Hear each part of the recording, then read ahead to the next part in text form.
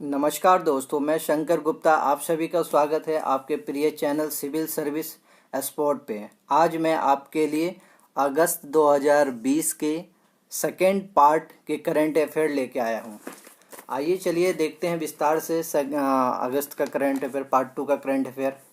सबसे पहला क्वेश्चन है कि किसने किसने कोविड-19 संकट के बीच अगले 12 महीनों में भारत के युवाओं को डिजिटल कौशल प्रदान करने के लिए राष्ट्रीय कौशल विकास निगम के साथ भागीदारी की है। तो ये आपका आंसर हो जाएगा कि माइक्रोसॉफ्ट के द्वारा एक समझौता किया गया है, जिसके साथ युवाओं को राष्ट्रीय कौशल विकास निगम के तहत ट्रेनिंग दिया जाएगा, उसके स्किल को डेवलपमेंट किया जाएगा।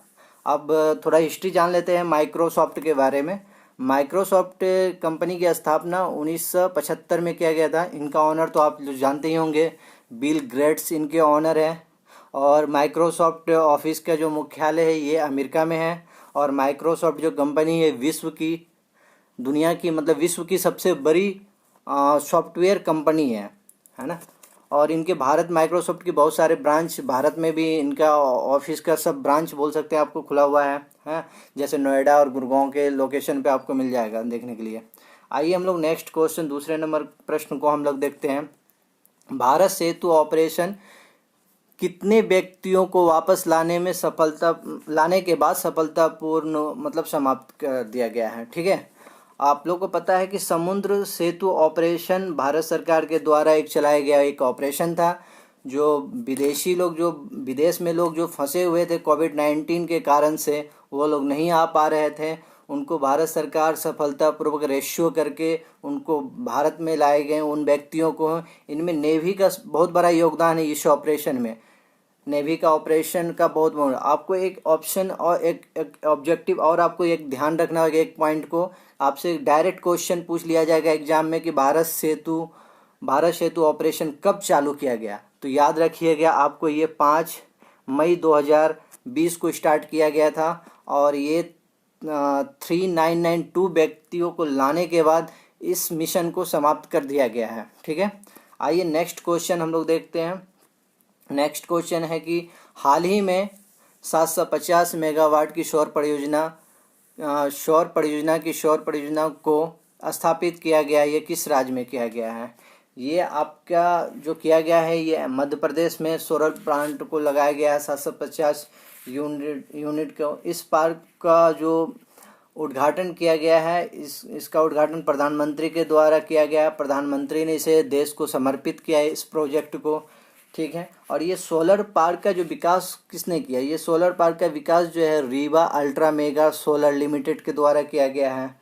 और आपको अब नेक्स्ट क्वेश्चन हम लोग देखते हैं। यहाँ पे नेक्स्ट क्वेश्चन है कि जम्मू एंड कश्मीर में अंतर्राष्ट्रीय सीमा और नियंत्रण रेखा मतलब LOC के करीब ठीक सीमा सड़क संगठन BRO के द्वारा 6 पुलों का निर्माण किया गया है। ठीक है, वो किस प्रोजेक्ट के तहत किया गया है ये 6 पुल का। बहुत ही इम्पोर्टेंट क्वेश्चन है, भारत सरकार का बहुत ही इम्पोर्टेंट क्वेश्चन। ये एग्जाम में आपसे ये डायरेक्ट रूप से पूछ लिया जाएगा कि बताइए आप बॉर्डर जो पुलों का निर्माण किया गया है उसकी प्रोजेक्ट, ये संपर्क प्रोजेक्ट के द्वारा इसे संपन्न किया गया है।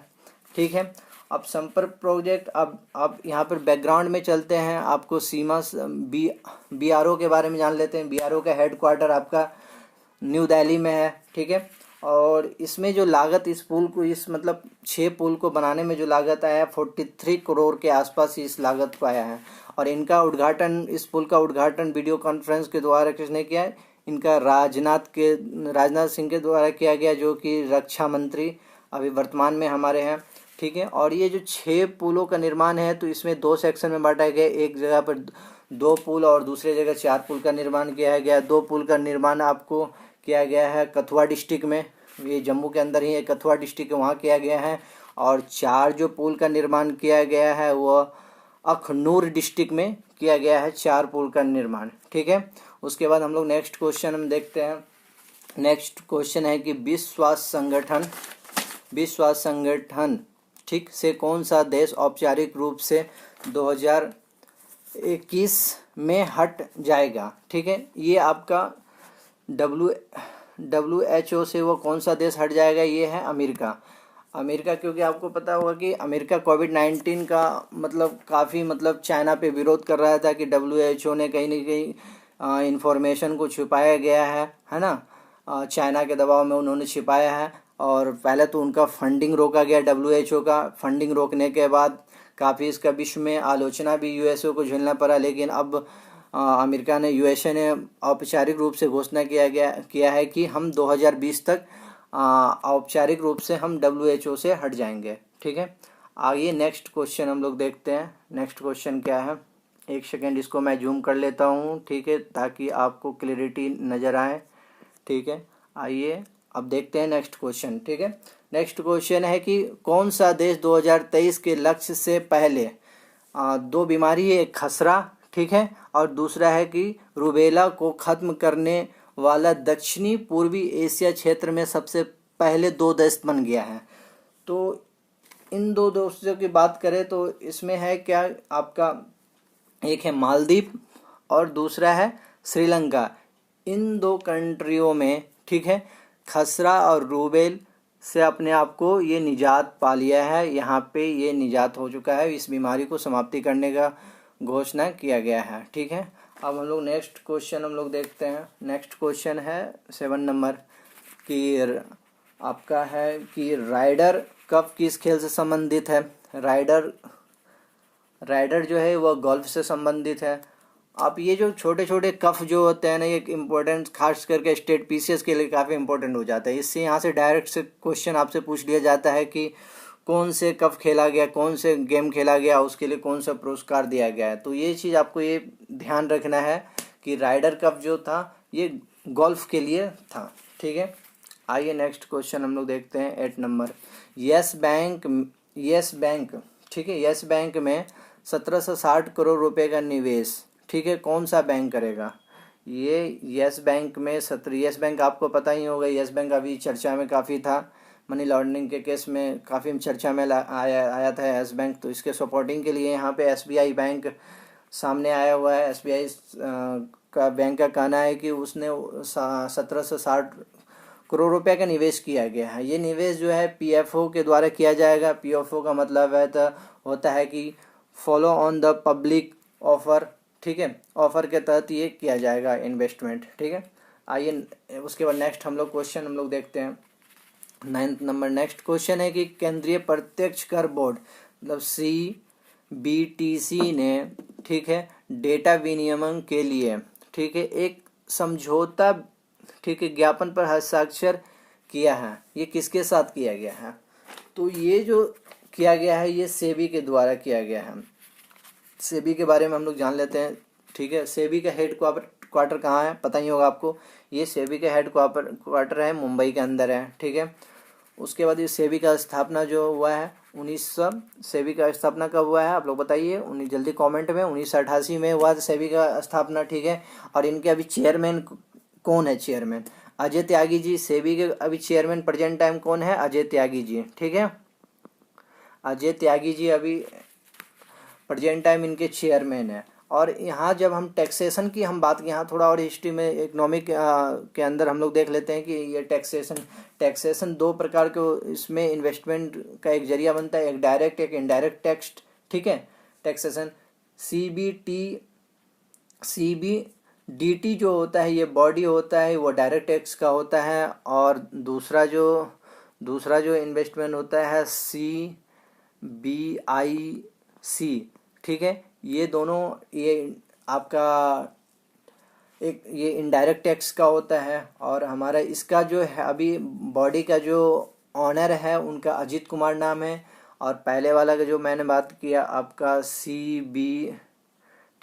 DC, इसका ऑनर जो है अभी PC मोदी जी हैं। ठीक है, आइए हम लोग नेक्स्ट क्वेश्चन, इसको मैं हटा देता हूँ थोड़ा कि आपको राइट डाउन जब आप कीजिएगा इसे देख के। हाँ, एक चीज़ और मैं कहना भूल गया कि आप लोग अगर वीडियो को देख रहे हैं, ठीक है, तो आप कॉपी कलम साथ में लेके बैठें और इस पे ध्यान से देखें कि क्या बताया जा रहा है, क्या सुना जा रहा है, मतलब ध्यान से सुने और राइट डाउन इसे करते रहें।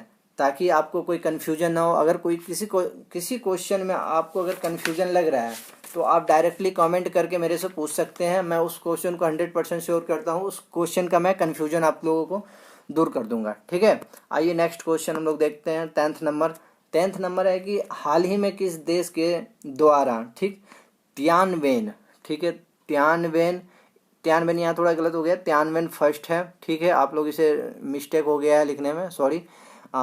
तियानवेन फर्स्ट नामक मंगल मिशन भेजा गया है।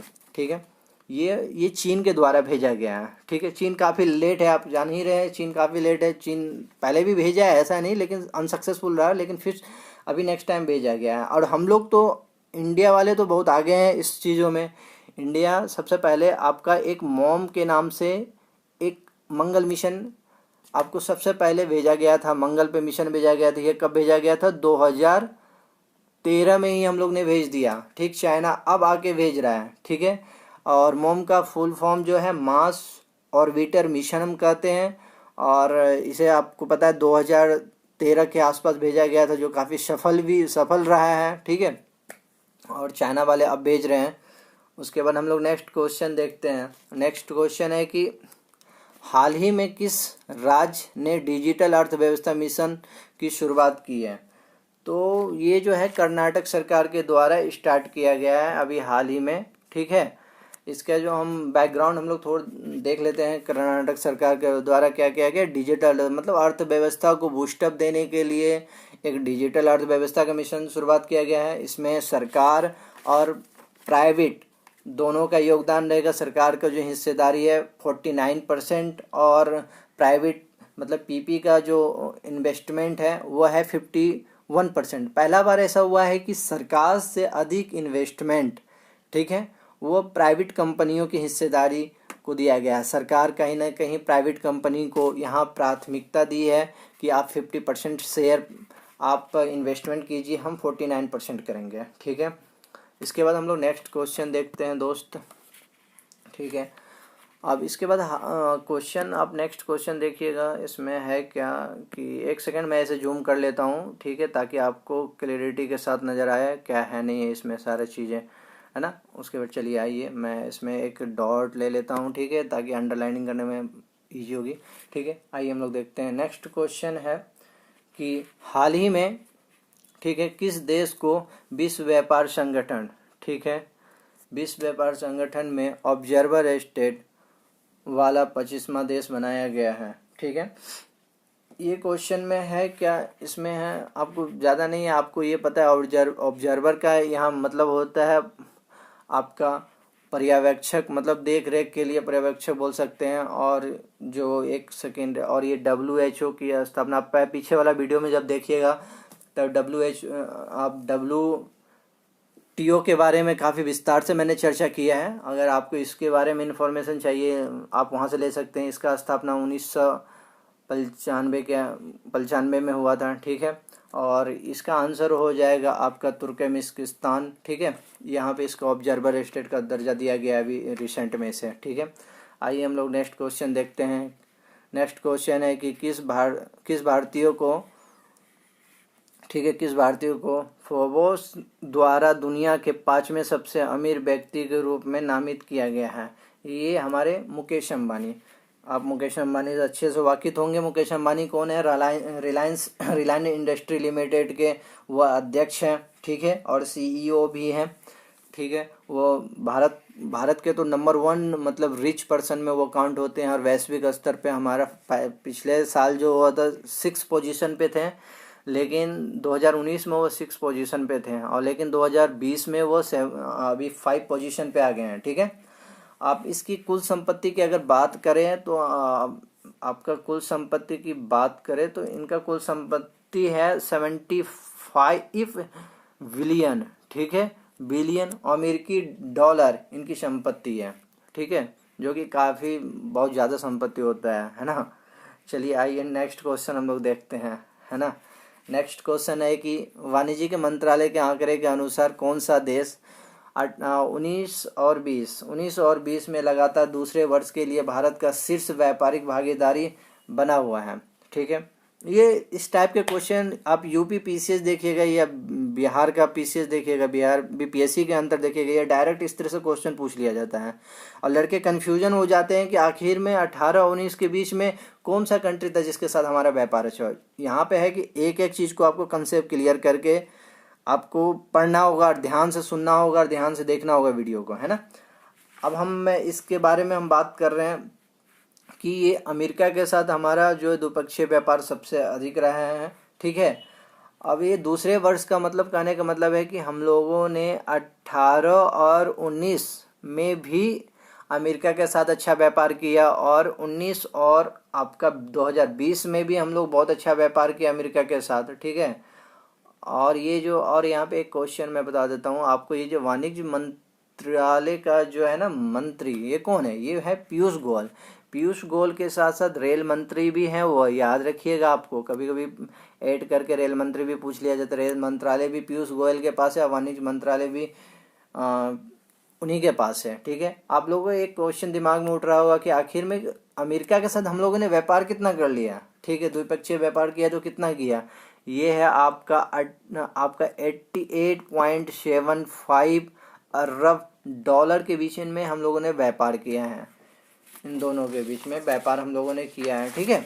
आइए हम लोग नेक्स्ट क्वेश्चन देखते हैं, ठीक है। हाल ही में आप लोगों को न्यूज में देखा होगा कि साइबेरिया के जंगल में आग लग गया है, ठीक है। साइबेरिया के जंगल में आग लग जा रहा है, बहुत मतलब लाखों हेक्टेयर मतलब पूरा जंगल जल के राख हो गया है, मतलब स्वाहा हो गया। उसमें कितनी जीव जंतु, कितनी जड़ी बूटी और कितने मानव को नुकसान, मानव के इलाकों में भी नुकसान हुआ होगा उनसे, जो जलने के बाद कार्बन डाइऑक्साइड, तरह तरह के मतलब विषैली गैस का निर्माण हुआ होगा। ये कहाँ पे हो गया ऐसा?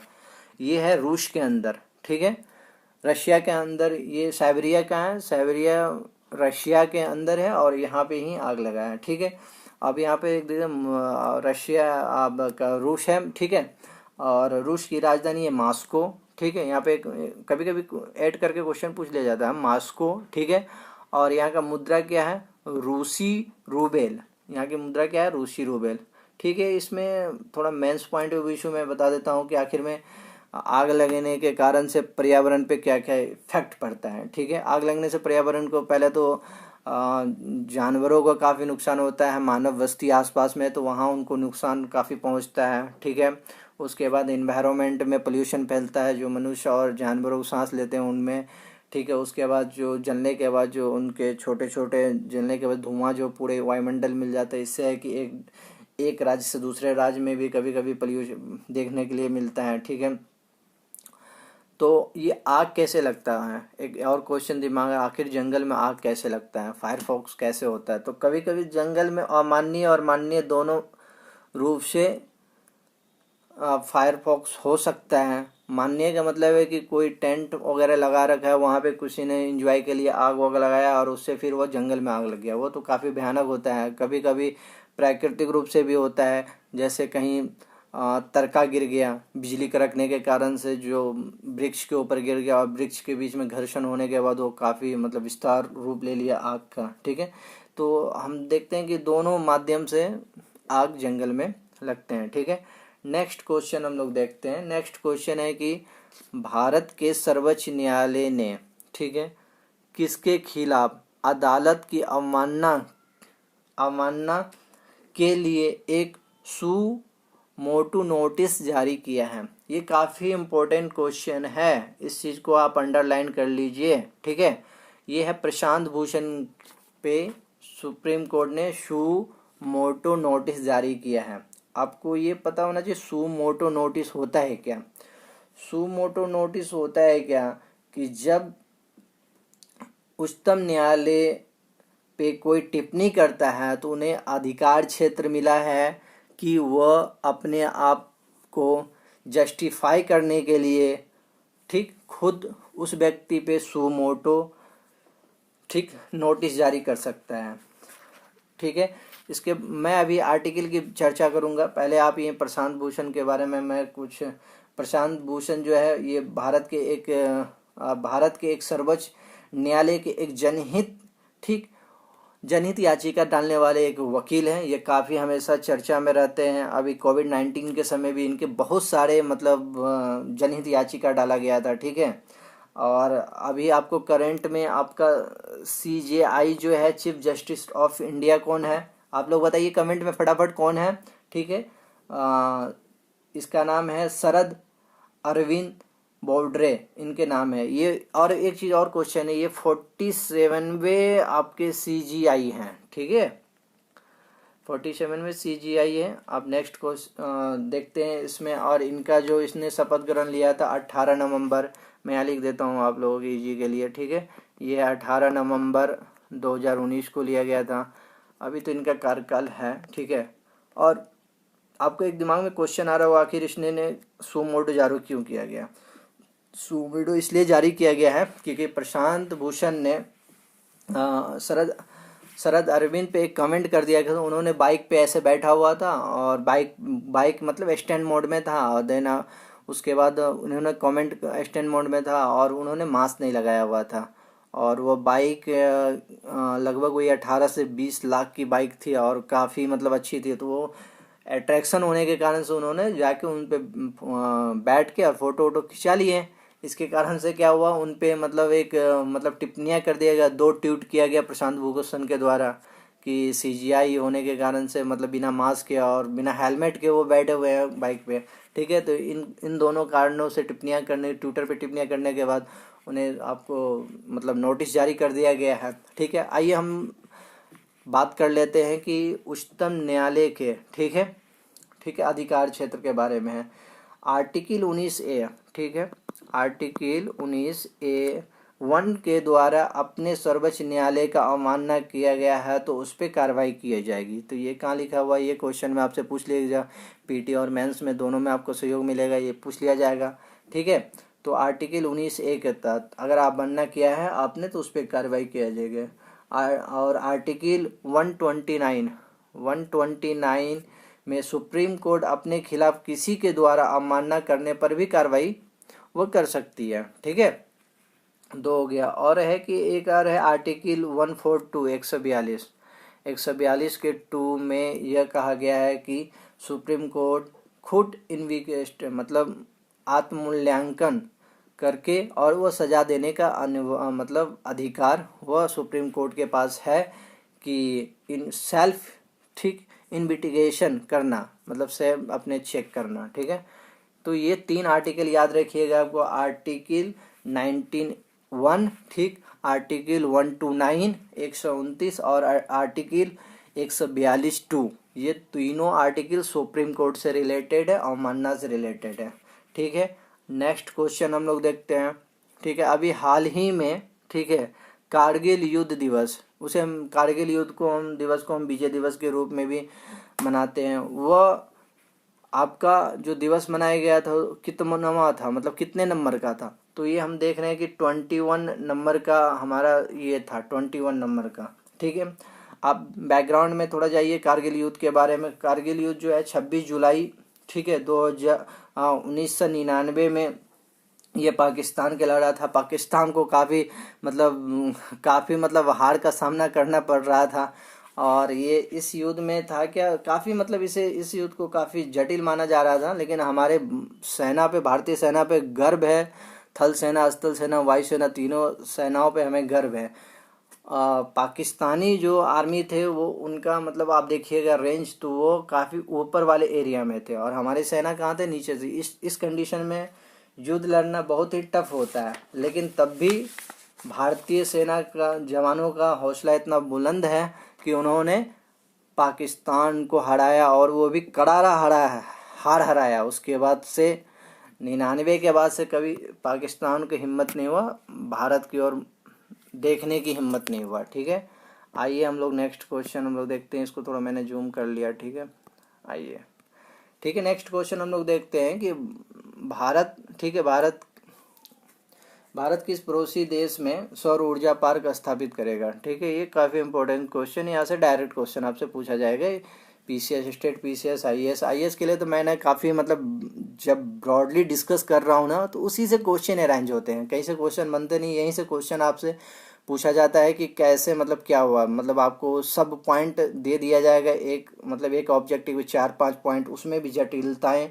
ठीक है, आपको पूरा वीडियो मतलब शुरू से लेकर अंत तक आप जब सुनिएगा, इनका एक्सप्लेनेशन सुनिएगा, तभी आपको समझ में आएगा। ठीक है, आइए, ये सोलर पार्क जो लगाया गया है, ये लगाया गया है आपका श्रीलंका में। आप श्रीलंका की राजधानी आपको पता है कोलंबो, और वहाँ के प्रधानमंत्री जो है महिंद्रा राजपक्षे जी हैं। और ये जो पार्क जो लगाया है हमारा NTPC के माध्यम से सौर पार्क का स्थापित किया गया है। ठीक, आप सौर पार्क के बारे में पुराना आप वीडियो देखिएगा तो उसमें आपको इन्फॉर्मेशन काफ़ी उसमें मिल जाएगा सौर पार्क के बारे में। ठीक है, और इसमें है कि सरकार का माध्यम है। ठीक है, अब नेक्स्ट क्वेश्चन हम लोग देखते हैं। नेक्स्ट क्वेश्चन है कि भारतीय नौसेना के सबसे बड़े सौर ऊर्जा संयंत्र का उद्घाटन किया गया। देखिए, ये भी सौर ऊर्जा से ही है। भारत सरकार काफ़ी इनिशिएटिव ले रही सौर मतलब ऊर्जा पे, है ना। तो इसका है क्या, सौर ऊर्जा का है, इसका है कि गुरुग्राम में है। ठीक है, गुरुग्राम में सॉरी ये जो है मतलब इसका मुख्यालय गुरुग्राम में है, लेकिन गुरुग्राम में इसका मुख्यालय हेड तो भारत ही है इसका। ठीक है, अब इसका जो है कि एक क्वेश्चन देखिएगा, तो ये जो है कि आपका जो कहाँ किया गया है, ये एझीमाला। ठीक है, एझीमाला में किया गया है। ठीक है, एझीमाला में किया गया है इसका। ठीक है, और ये जो एझीमाला कहाँ पे है, एझीमाला है आपका केरल के अंदर। ठीक है, अब इन दोनों को सौर पार्क, इन दोनों के बारे में मैं एक बात बता देता हूँ। ठीक है, आइए, अंतर्राष्ट्रीय सौर संगठन, ठीक है, इस नाम से एक सौर ऊर्जा पर आधारित 121 देशों का एक सहयोग संगठन है। ठीक, अंतर्राष्ट्रीय सौर संगठन, जिसका स्थापना भारत और फ्रांस द्वारा 2015 में पेरिस में किया गया था। और ये सौर मुख्यालय कहाँ पे है, ये है गुरुग्राम के अंतर्गत है, इसको बनाया गया है। ठीक है, तो भारत सरकार का एक इनिशिएटिव है कि अधिक से अधिक सौर प्लांट को स्थापित किया जाए और मतलब सौर ऊर्जा से हम बिजली पैदा करें। ठीक है, और इसमें जो सरकार का यहाँ पे जो है ना लक्ष्य भी है निर्धारित। लक्ष्य ये है कि ये जो मेगावाट जो बनाया गया है, अभी सौर ऊर्जा संयंत्र लगाया गया है, ये आपका 3 मेगावाट का है। 3 मेगावाट का ये प्रोजेक्ट है, लेकिन सरकार का जो इस पे सौर प्लांट पे जो गोल है अचीवमेंट करना है, वो 2022 तक आपको इसे बढ़ाकर 100 मेगावाट इसे करना है। ठीक है, ये चीज़ आप याद रखिएगा। ये एग्ज़ाम में कभी कभी पूछ लिया जाएगा कि बताइए कि सौर ऊर्जा का जो हमारा भारत सरकार का जो सौर ऊर्जा का जो लक्ष्य है वो कब तक पूरा होने का लक्ष्य रखा गया है, तो इसे याद रखिएगा 2022। ठीक है, आइए हम लोग नेक्स्ट और लास्ट क्वेश्चन हम लोग देखते हैं। ठीक है, हाल ही में भारतीय वायुसेना का कौन सा लड़ाकू विमान रिटायर हुआ है, ये है MiG-21। MiG-21 को रिटायर किया गया है। ठीक है, इसकी जगह पे अभी तो बहुत नए फाइटर प्लेन बहुत अच्छे आ गए हैं। ठीक है, थैंक यू। आप वीडियो को देखिए, लाइक कीजिए। ठीक है, और बेल आइकन दबाइए और अधिक से अधिक सब्सक्राइब कीजिए। अगर करंट अफेयर से रिलेटेड कोई भी क्वेश्चन का क्वेरीज आपको समझ में नहीं आ रहा है तो आप मुझे, ठीक है, कमेंट बॉक्स में कमेंट करके पूछ सकते हैं। ठीक है, और नेक्स्ट वीडियो बहुत ही जल्द मैं लेके आ रहा हूँ आप लोगों के लिए, है ना। देखने के लिए थैंक यू, और अधिक से अधिक लाइक या सब्सक्राइब कीजिए। Thank you.